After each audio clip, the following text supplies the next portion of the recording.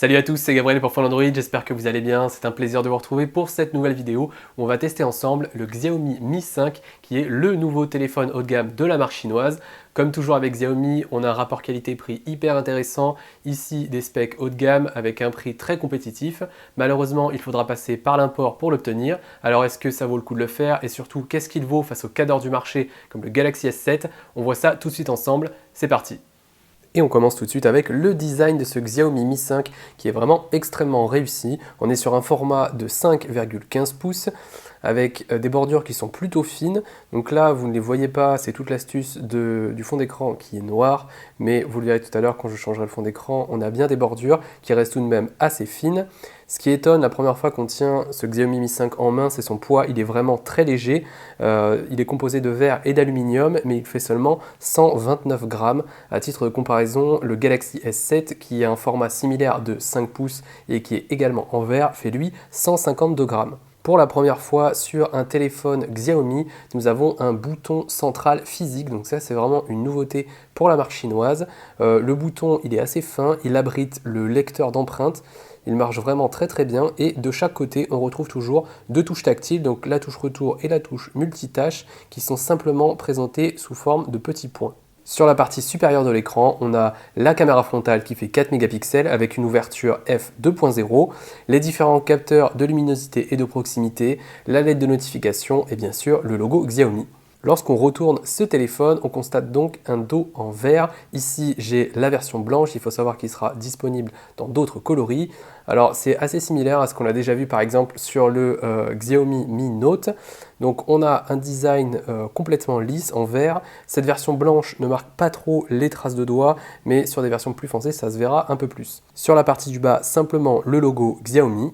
Sur la partie haute de cette coque en verre, on a le capteur principal qui fait 16 mégapixels avec une ouverture f2.0, c'est un capteur Sony, et juste à côté, le double flash LED.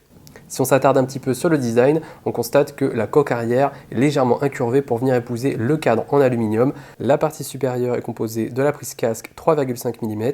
Au centre, on a l'infrarouge pour se servir du Xiaomi Mi 5 comme d'une télécommande par exemple, et juste à côté le micro pour la réduction du bruit. Sur cette partie inférieure, on a également une prise USB type C réversible, donc c'est vraiment très pratique pour ne pas avoir à vous soucier dans quel sens vous devez brancher le téléphone. Et on a également deux grilles pour les haut-parleurs, mais seule la grille de gauche abrite le haut-parleur, donc le son sortira par là. La grille de droite, elle, est juste là pour l'esthétique. Et d'ailleurs, on constate qu'elle est légèrement obstruée, ce qui n'est pas forcément très design. La tranche droite est l'occasion de voir d'un peu plus près le design biseauté du cadre en aluminium. Donc on a un biseau ici qui sépare le cadre en fait en deux parties. Donc ce sont des tranches un petit peu anguleuses, mais qui donnent quand même un style un peu arrondi qui va bien avec la coque arrière qui elle est incurvée. Sur le côté droit, on retrouve simplement le bouton de contrôle du volume et celui de mise sous tension, qui tombe d'ailleurs assez bien sous le pouce lorsqu'on tient le téléphone avec la main droite. Sur la tranche gauche, une simple trappe qui accueille donc la carte nano SIM. Vous pouvez d'ailleurs mettre jusqu'à 2 cartes nano SIM. En revanche, on n'a aucun port micro SD pour étendre la mémoire de stockage. Ça, c'est un peu dommage. Je vais maintenant vous parler de l'écran de ce Xiaomi Mi 5 qui, comme je le disais en introduction, fait 5,15 pouces avec une définition Full HD. Donc pas de surenchère au niveau de la Quad HD pour Xiaomi. Sincèrement, on garde tout de même une bonne résolution. À l'œil nu, c'est vraiment très fin, on voit presque pas la différence. On pourrait croire que l'écran de ce Mi 5 n'a aucune bordure, mais en fait ce n'est pas le cas. Comme vous pouvez le voir, là j'ai un fond d'écran foncé qui cache très bien ces bordures. Même impression, lorsque j'éteins complètement l'écran, on a l'impression que les bordures sont inexistantes. Et vous allez le voir, ce n'est pas du tout le cas. Si jamais vous changez de fond d'écran et que vous mettez quelque chose d'un petit peu plus coloré, la différence va vous paraître assez flagrante. Là vous voyez, on voit bien les bordures noires de chaque côté. On a une technologie IPS, donc les angles de vision sont vraiment irréprochables. Au niveau de la luminosité maximum, elle est vraiment très bonne, donc vous pouvez facilement régler ça ici dans le panneau des réglages rapides. Vous pouvez également le mettre en automatique, ce qui est un peu mieux pour économiser de la batterie. Au niveau de la colorimétrie, on a quelque chose qui est plutôt juste. La température des couleurs est peut-être un petit peu chaude. Vous pouvez régler tout ça en allant directement dans les paramètres, en vous rendant dans l'option qui s'appelle simplement Display. Donc là, comme vous pouvez le voir, l'interface est en anglais. Je vais revenir dessus tout à l'heure. Vous choisissez couleur et contraste et là, comme vous pouvez le voir, j'ai simplement à régler ce petit curseur pour passer sur des couleurs qui sont un petit peu plus froides ou un petit peu plus chaudes, mais globalement le téléphone est bien réglé par défaut. Alors on n'atteint peut-être pas le niveau d'un écran Super AMOLED, notamment au niveau des noirs et du contraste. Là il n'y a vraiment pas photo, l'AMOLED est au-dessus. Après on reste quand même sur un très bon écran IPS. Un mot sur les performances de ce Xiaomi Mi 5. Donc je tiens à préciser que dans mon test complet sur Phone Android, et là je vous présente la version standard, c'est-à-dire qu'elle a 3 Go de RAM et un processeur Qualcomm Snapdragon 820 qui ne tourne pas à pleine puissance, c'est-à-dire que le processeur est limité à 1,8 GHz. Donc les performances globales restent bonnes, mais si jamais vous voulez vraiment la version très haut de gamme, il faut savoir que ce Xiaomi Mi 5 est disponible dans une version Pro qui a donc 4 Go de RAM et non pas 3, et qui a un processeur, donc toujours le Snapdragon 820, mais qui cette fois est cadencé jusqu'à 2,15 GHz. Donc pour vous parler de cette version standard, les performances globales sont très bonnes, en utilisation classique, c'est très fluide, le multitâche est vraiment super efficace, je n'ai vu aucun ralentissement. Au niveau des benches, on est très légèrement en dessous de ce que fait par exemple le processeur Exynos des Galaxy S7 et S7 Edge, mais encore une fois, ce n'est pas forcément représentatif de la puissance du Snapdragon 820 dans la mesure où ici on a une version qui est légèrement bridée et donc qui laisse la place de très haut de gamme au Mi 5 Pro. Pour plus de détails sur les performances, les benchmarks, y compris en 3D, car il faut savoir que le GPU Adreno 530 est également légèrement bridé. J'ai fait des tests sur Gamebench, notamment sous Real Racing 3. Vous pouvez tout retrouver sur mon test complet sur Phone Android. Je vous mettrai le lien dans la description et vous verrez tous les détails concernant les performances. On va maintenant passer à l'interface de ce Xiaomi Mi 5 qui tourne sous Android 6.0 Marshmallow avec la version 7.2 de MIUI. Donc c'est l'interface maison de chez Xiaomi. Donc là, j'ai une version en import qui est en anglais et chinois. Donc évidemment, on n'a pas de français ici. Il faut savoir que sur des sites comme MIUI France, vous pouvez trouver des ROM traduites. Alors pour l'instant, je n'en ai pas trouvé pour le Mi 5 à l'heure où je fais cette vidéo, mais ça devrait rapidement arriver. Chose importante également à savoir, c'est que le Google Play Store que vous voyez ici, j'ai dû l'installer moi-même, il n'était pas présent par défaut. Donc je pourrais vous expliquer dans un tuto séparé comment installer le Play Store. Voilà, c'est pas non plus extrêmement compliqué et vous pourrez télécharger toutes les applications que vous voulez. Je vais maintenant vous présenter l'interface en elle-même. Donc cette version 7.2 de MIUI est assez proche des versions qu'on a pu tester auparavant, donc on n'a toujours pas de lanceur d'application, c'est-à-dire que toutes les apps que vous installez se mettront directement sur les bureaux. Lorsque vous pincez comme ça avec votre doigt, vous avez la possibilité donc d'ajouter des applications, des widgets, changer le fond d'écran et même régler les effets de transition entre les bureaux. Pour l'écran de déverrouillage, je peux évidemment choisir de faire soit un schéma, soit un code, ou encore utiliser mon empreinte, hop, comme je l'ai fait ici. Le panneau des raccourcis est toujours présent ici avec un léger effet de transparence.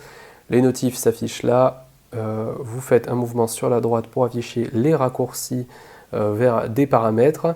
Vous pouvez régler la luminosité juste ici et accéder aux paramètres en appuyant là. Une application thème est proposée. L'inconvénient, c'est que cette dernière, encore une fois, est entièrement en chinois, mais voilà, comme sur d'autres téléphones, vous allez pouvoir personnaliser cette interface en téléchargeant des thèmes, ce qui va changer les icônes, les fonds d'écran, voilà, et vraiment adapter le téléphone à vos goûts, à ce que vous voulez faire. Donc là, par exemple, j'ai un thème Zootopie. Vous voyez, ça peut vraiment changer radicalement l'interface. Donc ça, c'est un bon point au niveau de la personnalisation. L'application musique est, elle, un mélange entre les fichiers que vous avez directement sur votre téléphone et la plateforme musicale de chez Xiaomi. Là encore, on a tout en chinois, donc si jamais vous ne parlez pas la langue, ça ne va pas beaucoup vous aider pour découvrir de nouvelles musiques.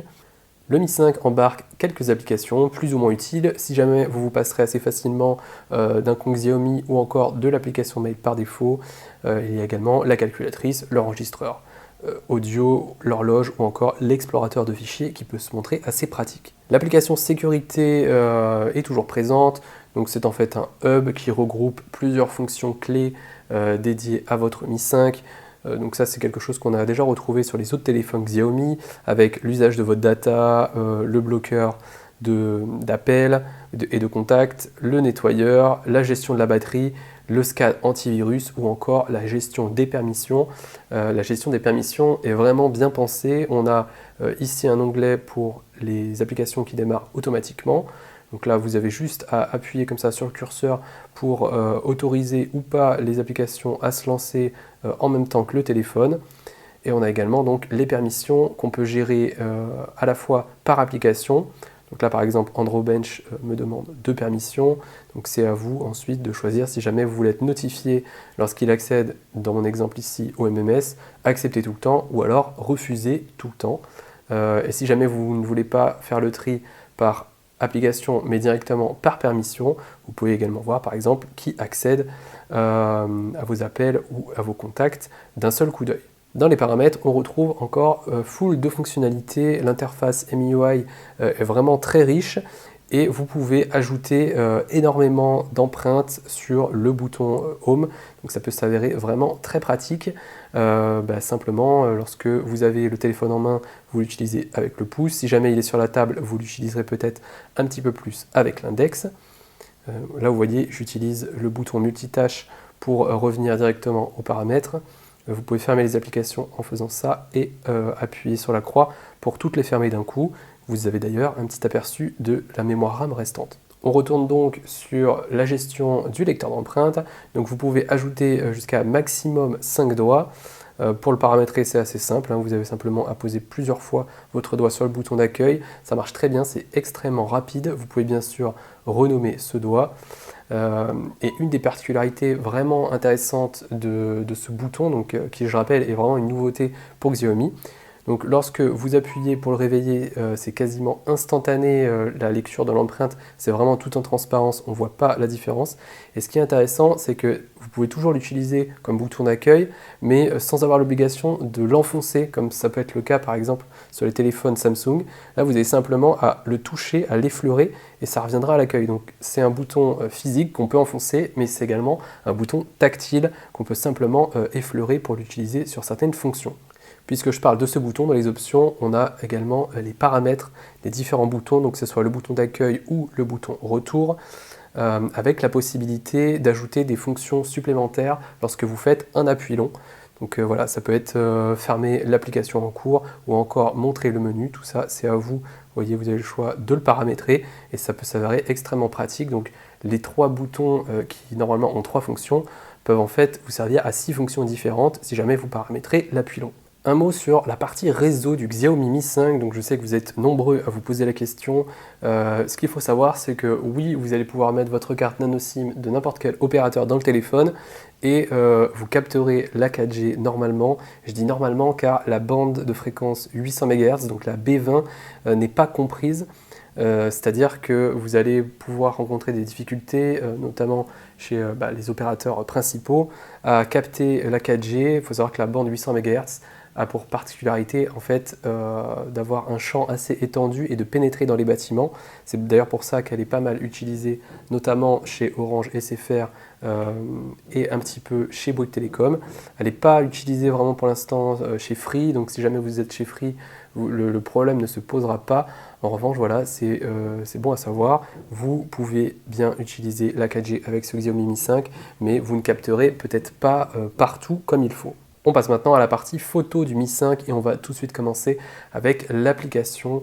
Donc c'est une application qui est très simple à utiliser en mode automatique. La capture se montre extrêmement rapide. Juste à droite, vous avez le bouton pour tourner les vidéos. À gauche, l'accès à la galerie. Ici, un réglage du mode HDR qui par défaut est sur automatique. Juste à droite, ce petit cercle, c'est pour passer sur la caméra frontale pour faire des selfies par exemple. Et sur la gauche, on a la gestion du flash. Si jamais vous faites un mouvement comme ça sur la droite, vous avez accès au filtre en temps réel. Si jamais vous faites la même chose sur le côté gauche, vous avez un accès à tous les modes photo simplement. Donc du mode panorama en passant par le mode beauté ou encore le fisheye. Le plus intéressant de ces modes étant évidemment le mode manuel qui lui va vous permettre de régler de manière un petit peu plus précise les différentes fonctions de l'appareil photo. Donc ça peut être le réglage des ISO, de l'exposition, du focus ou encore de la balance des blancs. Il faut savoir que le Xiaomi Mi 5 embarque un capteur 16 mégapixels avec une ouverture f 2.0.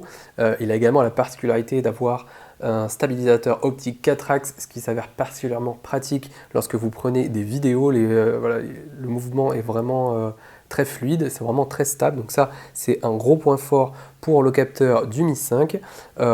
Pour ce qui est de la qualité des photos, elle est vraiment très bonne. On est sur un capteur qui, je l'ai fait d'ailleurs, j'ai fait un petit comparatif sur mon test complet sur Phone Android, qui est au coude à coude avec celui du Galaxy S7, du moins pour les photos de jour. Donc là, voilà, je vous montre rapidement ce que ça peut donner. Toutes ces photos, vous les retrouvez sur mon test. 2 jours, ça prend vraiment de très bons clichés. Les photos sont bien détaillées. Le rendu des couleurs est plutôt naturel. La balance des blancs est bien réglée également. Là, vous voyez, on a vraiment des photos de super qualité. Pour les photos de nuit, c'est également très bon, mais là en revanche, c'est un petit peu, c'est un cran en dessous quand même de ce qu'on a pu tester par exemple sur le Galaxy S7. Donc les clichés de nuit sont tout de même de bonne qualité, mais on a quand même une légère apparition de bruit. Ça c'est plutôt normal, et l'ouverture f2.0 n'arrive pas à lutter face à une ouverture f1.7 sur les capteurs des derniers Galaxy qui font rentrer évidemment plus de lumière. Donc là encore, je vous invite à consulter mon comparatif photo sur Phone Android.